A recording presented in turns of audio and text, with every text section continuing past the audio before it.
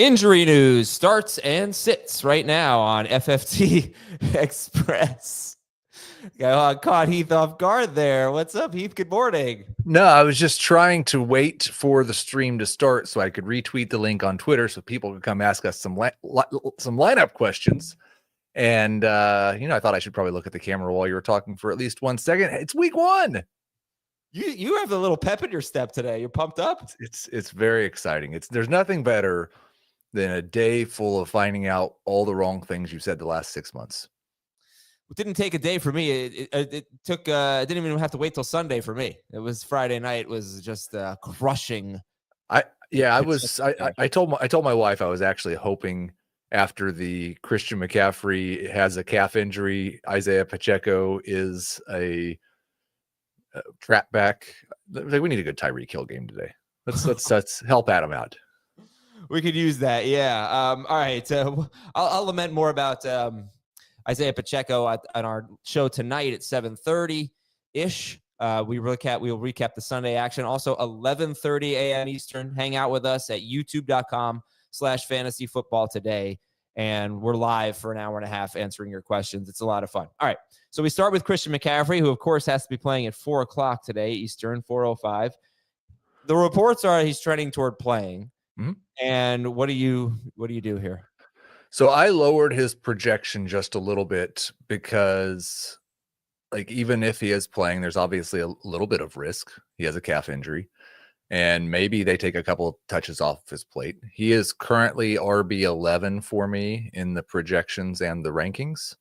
So that's behind Derrick Henry. It's behind Bucky Irving. It's behind Ashton Genty. For me, it's behind Kyron Williams. I've been the high guy on him.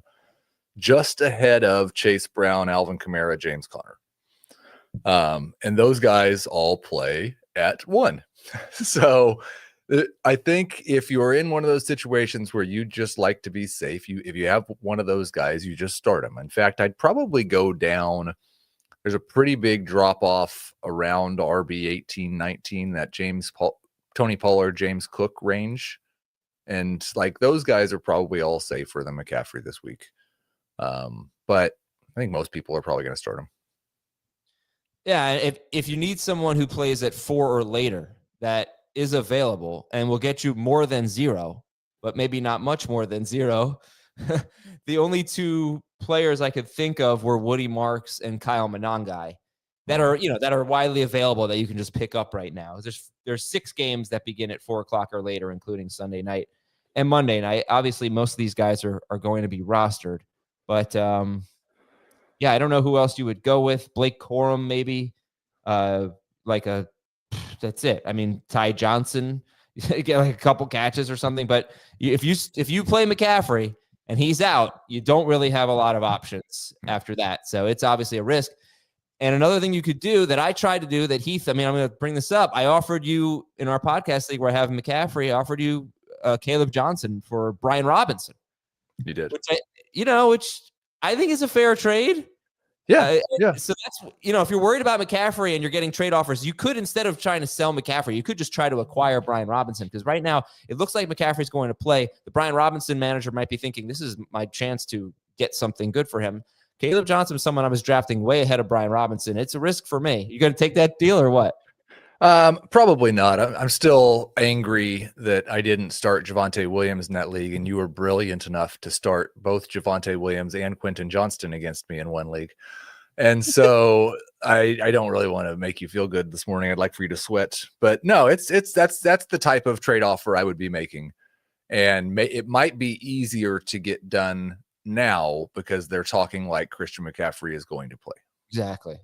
That doesn't, but what I would say is like that doesn't necessarily mitigate the risk that Christian McCaffrey was. Even if he plays this week, we just got a week 1 scare and reminder that this is one of the scariest players to roster.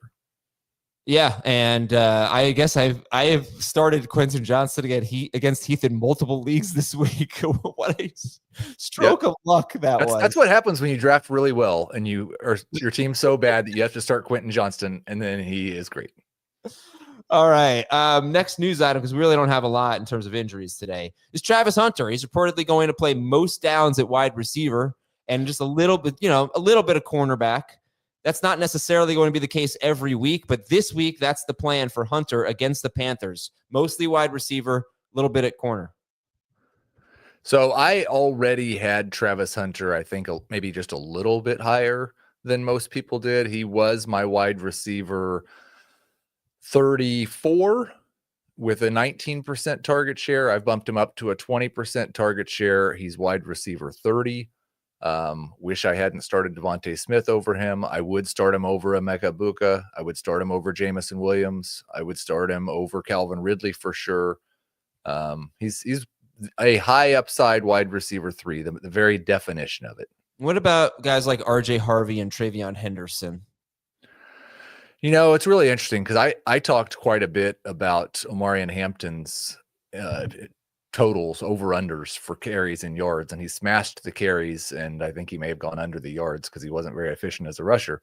But all 3 of these guys had kind of lower expectations when you looked at betting odds than they had in most people's rankings and projections. I think it's best to view Henderson as a very low-end RB2. In full PPR, I've got him behind Aaron Jones and Jaylen Warren, ahead of Tyrone Tracy, ahead of Jerome Ford. And Harvey's just behind that group. I'm a little bit more concerned that J.K. Dobbins could get the first few touches in week 1 and actually be good with them. And then, what's that? Absolutely.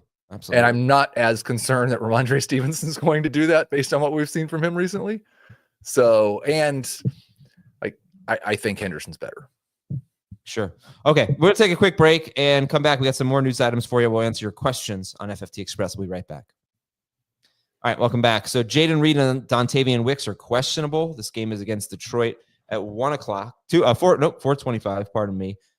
Big game on CBS, Detroit at Green Bay. And yeah, I don't know if that's really going to change anything. I think the thing that it may change, certainly if Reed was out, Romeo Doubs probably becomes a good flex. Right now, I've got him around wide receiver 40. I think he's a decent floor flex and would expect him to be their second best wide receiver behind Matthew Golden. I don't want to start Reed whether he plays or not. And Wicks is a complete dart throw if Reed's out. Darnell Mooney is a game time decision. And that one, thankfully, is at 1 o'clock. I'm just making sure. I'm not planning on starting Darnell Mooney if he plays. It's a shame because what couple of shootouts last year, and he had some upside. Like if you just need to throw a potential firework in your flex spot, he could be that. But I'd like to see him at full speed. Giants left tackle Andrew Thomas is doubtful. Did you downgrade Tracy or anything like that? Just a little bit. I had Tracy one spot ahead of Henderson before that news, and he's behind Henderson now. It's a lot more risk with this offense. Yeah. Cleveland signed running back Quinshon Judkins to a contract, so he's not going to play this week. Maybe he'll play next week at Baltimore, but it could be a very short ride for Jerome Ford and Dylan Sampson. Yeah, I think that they said was they gave the Browns a 2-week roster exemption. So I wouldn't be surprised if he doesn't play the first 2 weeks, and I wouldn't expect him to be somebody you want to start before week 5. And Jackson Dart could play a little for the Giants. The Lions signed Jamison Williams to a 3-year extension that could be worth up to $83 million. Pittsburgh gave Cameron Hayward some incentives in his contract, and Micah Parsons is going to play for the Packers today. He's not going to play a full snap share. So let's read some questions here. Olave or ETN, half PPR? Travis Etienne for sure, for me. The Saints are another team missing a starting offensive lineman, Trevor Penning, today. Ridley or Jawan Jennings? Ooh. I'm pretty scared of Ridley, but I'm going to start him over Jawan Jennings. Ingram or Hawkinson? I think Hawkinson's a must-start tight end for at least the first 3 weeks. It's him. If McCaffrey can't go, Pollard or Jordan Mason? I'm counting on the touches with Pollard. I'm starting him. 3 wide receiver, 2 flex. Marvin Mims or Adam Thielen? Woof. I'm going to have to scroll down in the projections just a little bit more. Let's go with Marvin Mims. JJ McCarthy, Caleb Johnson, or Caleb Williams, or Tua Tagovailoa? I'm going with Caleb. Really? Yep. Oh, I thought we were going to go with Tua there. Okay. RJ Harvey or Matthew Golden? Did I say full PPR? It does. So that's going to be a very, very close one. Golden is right behind that Hunter Ibuka group. I've got him projected for just a little bit more than Harvey. Okay, let's do a couple more. Ridley, Pearsall, Harvey, Jalen Warren, start 2.5 PPR. I would start the running backs. I think Dave and Jamie would definitely tell you to start Ricky Pearsall. I think with Jennings back, I don't want to start him, but that target disparity was so big last year that I don't want to just trust that Pearsall's the number 1 wide receiver. And J-Mo or Jalen Warren? I'll go with Warren. I'm pretty excited about him. He's a top 20 running back for me. Okay. That's it for this show. Start Tetairoa McMillan over Pearsall. Yes. I didn't mention this, but the fact that Travis Hunter is reportedly not going to play a lot of cornerback could only be good news for Tetairoa McMillan. That was probably the only concern I had for McMillan, other than, first game, but of Hunter potentially shadowing him. It's not going to happen. All right. So we'll talk to you at 11:30 a.m. Eastern, youtube.com/fantasyfootball today. Good luck, everybody. See ya.